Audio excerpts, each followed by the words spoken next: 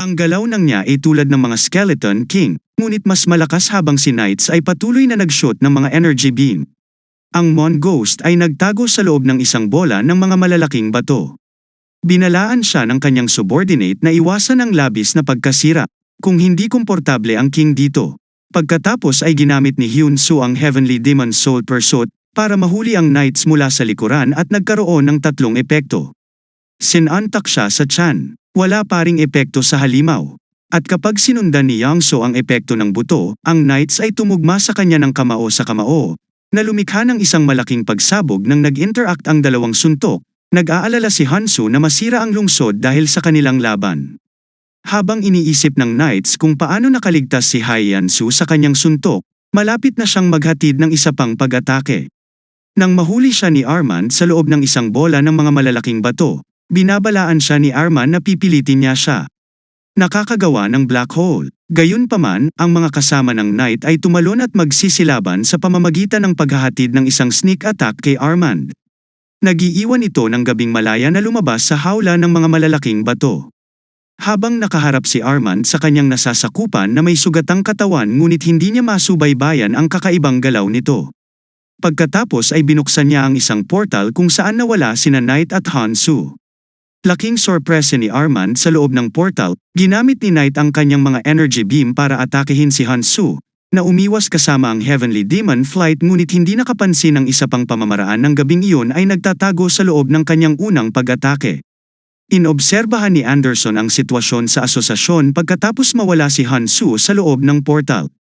Ipinaalam sa kanila ng isa sa kanilang mga squad na naaresto na nila ang mga labi ng mga madilim na espiritu sa istasyon ng Sam Siyong. At tinitiyak ng isa pang pangkat na ang sitwasyon sa Don Damon ay naingatan din. Sina Montgomery at Guyan ay nakatayo sa ibabaw ng isang walang malay na si Heinrich, na nag-iisip kung paano siya nabubuhay pa matapos na magkaroon ng napakaraming pinsala bago gumamit ang monghe ng isang espesyal na pamamaraan upang makuha siya sa loob ng isang bubble ng enerhiya.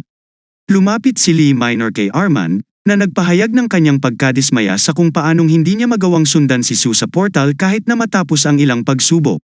Sa loob ng portal, iniiwasan ni Hyun-soo ang pag-atake ng mga kabalyero at dumubol pabalik upang maghatid ng sipa. Ngunit ang Knights ay mas mabilis. Habang siya ay nakakandado ng mataas at nananatili sa kanyang mga bisig at pinipisil. Pagkatapos ng kaunting pagsisikap, nagtagumpay si Hyun-soo na makalaya gamit ang Heavenly Demon Soul Shed at naglabas ng energy ball patungo sa Knights. Mabilis niya itong sinundan ng isang malakas na suntok, ngunit hinarangan ito ng Knights at hinawakan ang kanyang braso. Habang naghahatid siya ng sarili niyang pag-atake, minsan pang umiwas si Han-soo bago gumamit ng seed impact, ngunit wala itong epekto sa kanyang kalaban.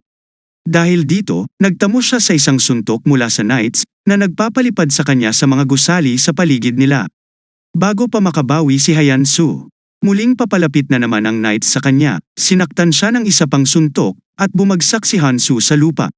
Sinabihan siya ng kanyang amo na hilahin ang sarili. Ang Knights ay nasa peak level ng entity para kay Hyun-soo. At si Gaong ay nagpapaalala sa kanya, ang langit na nagpapawi ng mga demonyong kamao ay ginagamit upang patayin ang mga divine entity. Si Hyan-soo, gayunpaman, ay natatakot.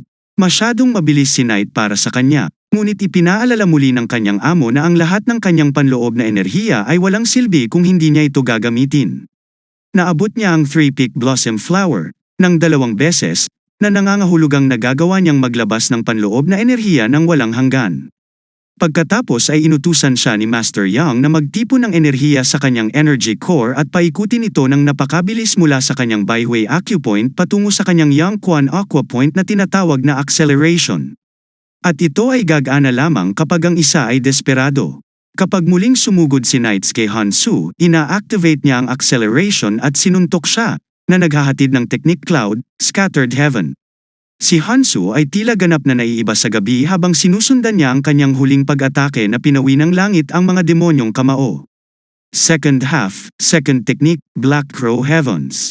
Nakatingin ang subordinate ni Knight habang binugbugbog ang kanyang amo, nagulat sa biglaang pagbabago sa Han-soo, hindi na niya pinabayaan ang sarili na. Sumabak sa laban dahil hahadlang lang siya at nagpasyang maghintay pa at mag-obserba bago gamitin ang espesyal na punyal na kanyang ginamit. Ang kahusayan ni Hyan Su ay nagbibigay daan sa kanya na umiwas sa lahat ng sumuntok ni Knights at magpatuloy sa paghagis ng sarili niyang mga pag-atake. Habang si Master Yang ay tumitingin sa impressed at proud.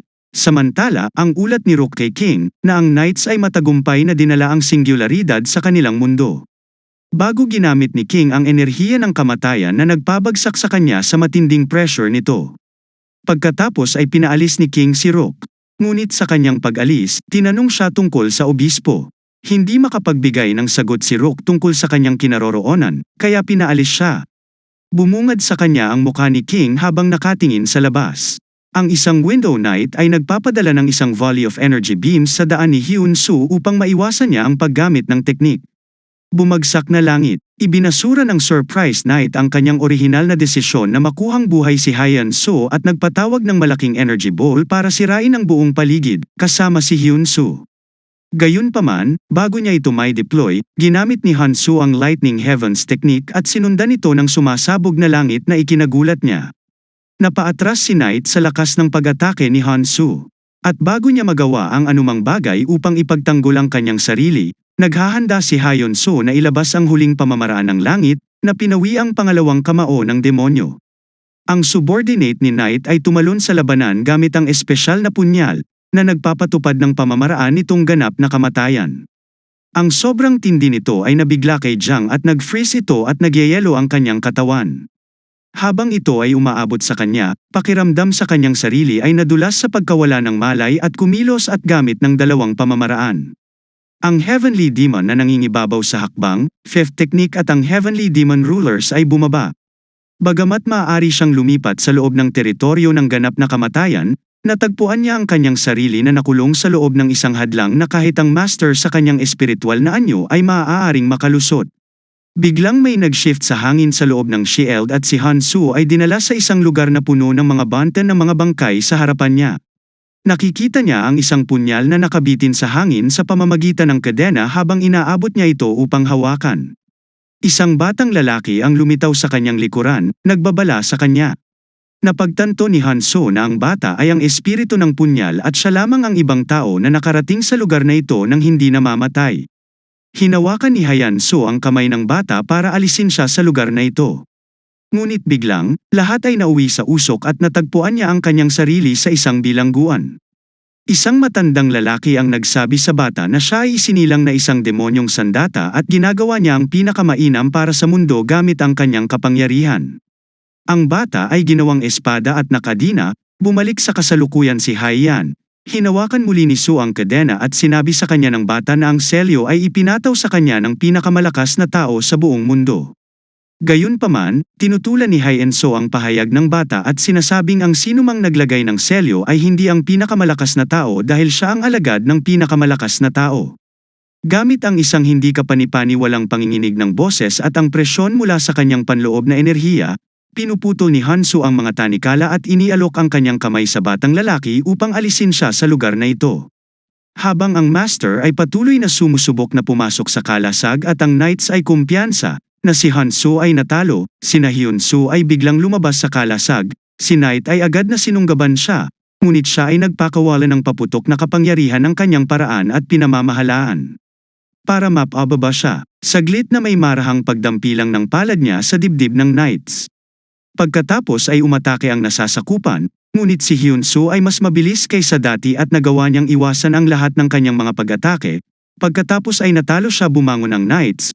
Nakilala niya ang singsing na suot ni Hyun Soo, na pagtantong wala siyang laban sa mataas na anto. Nagpasya siyang kainin ng elixir, immortal, transcendente, upang makakuha ng lakas na lumalampas sa limitasyon ng kanyang katawan ng 3 beses. Gayunpaman, sa lalong madaling panahon na pagtanto niya na hindi siya makakagalaw sa loob ng 1 taon dahil sa mga epekto ng elixir. Sa kabila ng kanyang tumaas na lakas, ang Knights ay hindi pa rin mapapantayan si Han Soo, na hindi lamang gumagamit ng kanyang sariling kapangyarihan, kundi pati na rin ang singsing, na ngayon ay naging isang aiding arm. Ito ang espiritu ng batang lalaki na nagbabayad sala para sa mga taong pinatay niya sa pamamagitan ng pagbibigay ng kapangyarihan sa kanyang tagapagligtas. Bagamat ang master ay maaaring isipin na ito ay nagtagumpay, ang Knights ay natalo, ngunit si Han Soo ay umiwas na patayin siya dahil mayroon pa siyang mahahalagang katanungan na itatanong. Gusto niyang malaman kung bakit ginawa ang mga portal, kung bakit konektado ang mga ito sa Earth. At kung ano ang kanilang huling layunin. Habang nasa loob pa sila ng portal kasama ang kabalyero sa kanyang anyo ng tao na nakahandusay sa lupa, naalala ni Hyun-soo na ipakilala si Hailey sa Master. Tinawag niya ang batang lalaki na lumabas sa ring at yumuko sa harap ng amo. Ipinaliwanag ni Han-soo na si Hailey ang tunay na anyo ng maikling espada, na kinikilala ng amo bilang kamatayan mismo. Kahit na ang Master ay hindi nag-iisip na ito ay isang magandang ideya para kay Han-soo kung sino ang magdadala kay Hailey sa mundong ito. Nagpasya siyang makialam at ipinatong ang kanyang kamay sa ulo ng bata. Ang lahat ng mga scribblang sa katawan ni Holly ay naglaho, ngunit kinikilala ng Master na nabura lamang niya ang isang napakaliit na bahagi ng madilim na kasaysayan ng bata. Ang katawan ni Hailey ay pumatay ng kasing dami ng tao gaya ng mga butil ng buhangin sa isang desyerto, at inihalin tulad ng Master ang kanyang ginawa sa pag-alis ng dumi sa balat ng bata. Nakatayo si Armand at ang iba pa sa pagbubukas ng portal na walang lakas habang naghihintay sa kanya. Ang pagbabalik ni Hyun-soo sa sandaling iyon, bumaba siya mula sa portal na nakasabit sa kanyang balikat ang walang malay na katawan ng kabalyero. Iminumungkahi ni Armand na dalhin si Knight sa Portal Strategy Committee at ibigay kay Han-soo ang pink na payong. Ang item na kumokontrol sa mga portal para sa pananaliksik.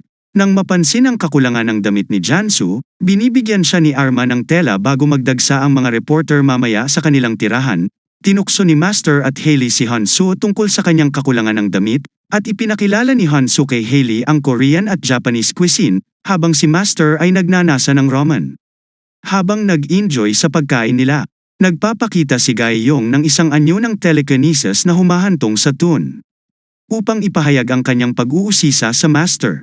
Tungkol sa kung paano rin magagalaw ni Armand ang mga bagay nang hindi ginagamit ang kanyang mga kamay. Ipinaliwanag ni Master na ito ay isang kakayahan na tinatawag na material shift na lumilikha ng mga virtual na kamay, isang kasanayang dapat matutunan ni Hyun-soo sa kanyang antas. Habang patuloy silang nagsasama-sama, ang Master at Holly ay nagbonding. Ngunit mataas at nag-aalala si Soo na hindi pa rin siya nakahanap ng paraan upang maibalik ni Master gaya ng kanyang ipinangako. Gayunpaman, mukhang hindi na rin ito ibinalita ni Young. Samantala, sa tila isang kastilyo, ang hugis ng hari ay nagbabago mula sa isang matandang lalaki patungo sa isang matangkad at batang figura at tinatalakay ang mga kamakailang kaganapan sa ibang lalaki. Sinabi nila kung paano ito ang unang pagkakataon na ang hari ay nawala ng isang bagay at kinilala ang mga mahiwagang talento na taglay ng mga singularidad. Ibinunyag ng hari na nakatakas si Hailey at ang Knights ay nahuli ng buhay, ngunit hindi siya nag-aalala dahil marami pa siyang ipapalit sa kanya. Ang Knights ay pinahihirapan, ngunit siya ay tumanggi na magsalita nang sa wakas ay ginawa niya. Ito ay upang gumawa ng isang kasunduan. Ngunit ang taong namamahala sa pagpapahirap, si Isaac ay isang singularidad. At walang epekto sa kanya. Nagulat ang Knights nang malaman na mayroon ng dalawang singularidad, ngunit nagsimula siyang tumawa. Ang nakakagulat na si Isaac at Knight ay tumangging maniwala na si Isaac ay isang singularidad at tinatawanan ang kanyang pag-angkin na isa. Lalo niyang tinutuya at kinukulit ang binatilyo, na sinasabing wala pa siya sa antas ng mga alipors ni Han-soo, lalo pa si Soo mismo. Galit na galit si Isaac ay handang patayin siya, ngunit si Robin ay namagitan sa tamang sandali at sinabihan siyang umalis. Sinabi ni Knight kay Robin na palayain siya dahil malapit nang dumating ang iba pa niyang grupo para iligtas siya. Pero pinigilan ni Robin ang paniwala na iyon sa pamamagitan ng pagpapalem sa kanya na siya ay inabandona. Nang sumigaw si Knight sa kanya, si Robin ay naghatid ng kidlat sa pagkabigla sa kanya na nagpapahina sa kanya at ang kanyang pananalita ay nanginginig. Pagkatapos ay ipinaliwanag ni Robin na mayroon siyang kakayahang makita ang hindi mabilang na mga blueprint ng oras na nakita niya ang lahat ng kanyang posibleng hinaharap. At walang isa kung saan ang hari ay dumating upang iligtas siya na may malakas na tawa. Binibigkas ni Knight na si Robin ang naima at nang humingi ng paliwanag si Robin, nagpatuloy siya sa pagtawa. Sumasang-ayon sa katotohanang hindi darating ang hari at gagawin niya ang anumang naisin ng hari. Pagkatapos ay nagpapatuloy sa pagpapasabog sa sarili. Nakakagulat para kay Robin, na pagkatapos ay umatras at ginagamit ang kanyang kakayahan upang ibalik ang oras. Bumalik siya na may dalang espada at hiniwa ang ulo ng Knights bago siya magpakamatay. Muli, hindi nakita ni Robin ang hindi mahuhulaan na pagsira sa sarili sa hinaharap ni Knight. At ito ay nag-aalala sa kanya. Natagpuan ng kabataan ang kanyang sarili sa isang pamilyar na lugar, isang lugar ng labanan, mula 50 taon na ang nakakaraan kung saan nahulog sila sa bitag ng impeksyon lamang at umatras. Habang nagtataka siya kung bakit siya narito, ang kanyang yumaong pinakamahal na disipulo sa 10 concierge ay nagpakita sa kanyang harapan. Isinakripisyo niya ang kanyang sarili para sa Heavenly Demon, na noon ay naghiganti sa kanyang kamatayan sa pamamagitan ng paghila sa mga paa ng pinuno ng MRM League na Jin Jinpei. Sinabi ni Hansu kay Yang na wala silang maraming oras at hindi siya dapat mag-alinlangan pagdating ng araw na yon. Nalilito si Yang at nagtanong ng mga detalye, ngunit nawala si Hansu pagkatapos magpaalam. Nagising si Yang nang mapagtanto na ang lahat ay naging panaginip. Hindi pa nakatulog si Yang, lalo pat na naginip mula nang mahiwalay siya sa kanyang katawan habang humihilik sina Hanso at Harley. Nagtataka si Yang kung ano ang gustong sabihin sa kanya ni Hanso. Sa China, ang Pangulo ay nasa isang pulong kung saan pinapayuhan siya ng Vice-Presidente na gumawa ng isang bagay tungkol sa Black Dragon Society, na kayang kontrolin ang yin at yang ayon sa kanilang kalooban. Nang matukoy ng yin at yang ang balanse ng mundo, gayunpaman, ipinaalam sa kanila ng Pangulo na wala silang magagawa. Dahil hindi rin matagumpay ang militar at pampublikong seguridad, sa sandaling iyon, pumasok ang isang sekretarya upang ipahayag na ang Qing ng Black Dragon Society ay tinatawag na Pangulo. Agad siyang nagdahilan para tawagan ang tawag kung saan ipinaalam sa kanya na magkakaroon ng portal. Malapit ng mapak sa Tibetan Plateau at pinapayuhan na panatilihing kumpidensyal ang impormasyong ito. Nang maglaon, umalis ang Black Dragon Society sa Korea, sa kabila ng babala ng kanyang sekretarya na nagkaroon ng pag-atake ng terorista sa bansa. At baka delikado ang biyahe. Isinantabi ni Qin ang kanyang mga alalahanin, sinabing kinumpirma ng komite na napigilan ang pag-atake. Samantala, sa loob ng Black Portal High si Su ay nagsasanay bilang paghahanda para sa isang labanan laban kay King, na ang napakatinding presensya ay nararamdaman niya sa kanyang subconscious. Kailangan niyang maging mas malakas kaysa sa kanya upang talunin ang gayong nilalang. Pinapurihan ni Yang ang kanyang mga pagsisikap na ikinagulat at ikinatuwa ni Hyun Su sa samahan. Binisita ni Chin Gran ang branch manager na natutuwang makitang pumangatlo ang kanyang singgan sa rangkang ng S-class at 77 taong gulang na. Pero para siyang dalaga dahil sa parusa ng kanyang kakayahan na nagbibigay daan sa kanya na magpabata sa tuwing gagamitin niya ito. Pagkatapos tumawag para sa kape, tinanong siya ng manager ng sangay ng dahilan ng kanyang pagbisita at sinabi niya sa kanya ang tungkol sa portal sa Tibetan Plateau. Ang konsentrasyon nito ay tumaas sa 82. Kaya sa liwanag ng kanyang panganib, ang nayon malapit dito ay inilikas. Ito ay isang natatanging portal kung saan isang tao lang, isang lalaki doon ang maaaring makapasok ng sabay-sabay, ngunit hindi isang taong pumasok ang nakabalik. Nagtataka si Shin Gran kung ano ang mangyayari kung pumasok si Hyun Su. Naniniwala ang branch manager na hindi na kailangang ipadala si Hanso kung ito ay portal lamang. Ngunit ipinaalam sa kanya yon ni Singgan. Ang portal ng Tibetan Plateau ay magiging S-rank.